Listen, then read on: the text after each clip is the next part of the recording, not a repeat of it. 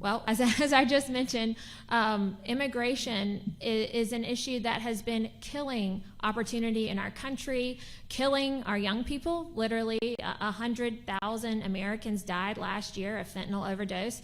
Fentanyl, again, as I mentioned, cannot legally be imported to the U.S., so it's coming across our southern border after it's been manufactured in China.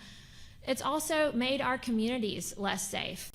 There are young people who have died in this district at the hands of illegal aliens who are drunk driving, who've been apprehended multiple times and just released. The policies of this administration are nonsensical when you look at the fact that we have to have secure borders in order to keep our country secure. And the solutions that have heretofore been offered by this administration don't do enough.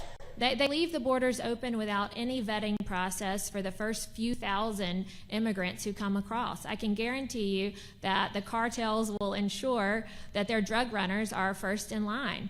There have been over 300 members of ISIS that have been apprehended due to this open border policy. Those are the ones we've been able to catch. And more recently, this week, we've heard from the Border Patrol directly that we have hundreds of thousands of criminals that have come across our border. For the sake of our country, for the sake of our communities here in District 2, we have got to secure the border. Shamari, border security, Look, border protection, sorry.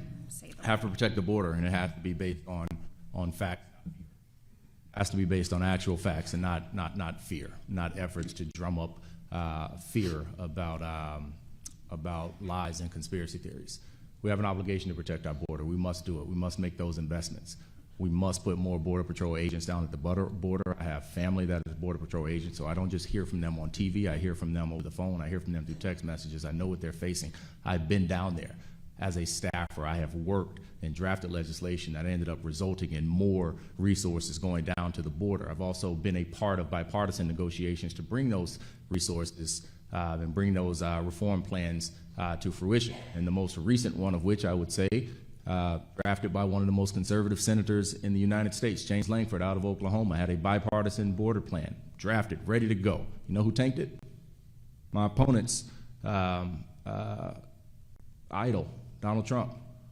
He said no, because they'd rather run on a problem than work on a solution. And so we have to go to Washington, again, to find solutions, to work on solutions. So we must get them the resources that they need on the border. We must reform our asylum process. We must reform our legal pathways to entry into this country. And we must take serious that obligation. And we can do it, and we will do it. You have 90 more seconds to discuss immigration reform. Immigration reform. Look, as I just hit to it is a multifaceted issue. It is something that is challenging. It is something that we know everybody's been great at identifying the problem. But as I just mentioned, President Donald Trump is hell-bent on standing against the solutions, even solutions crafted and drafted by his own party. So we must reform our asylum program. We know that is a large part of the large numbers that we see at the border. But we also must recognize the facts. As I said, here are the facts. Here are the facts. We had less border encounters in the 8-year average of President Obama than we did in the four-year term of Donald Trump. Why is that? We had smarter border policies that were rooted in fact, that were rooted in providing the necessary resources that we needed. So we have to reform it. We have to expand the legal pathways to entry to this country. We just have to. It makes sense to do. And so we can protect our border without sacrificing the foundational values of who America is, and we can do it. And my opponent mentions the border, but what she fails to mention about the border is that in her early legal career, she spent time in Texas actually selling millions of acres of our border state land in Texas to shadow companies owned by Mexican investors.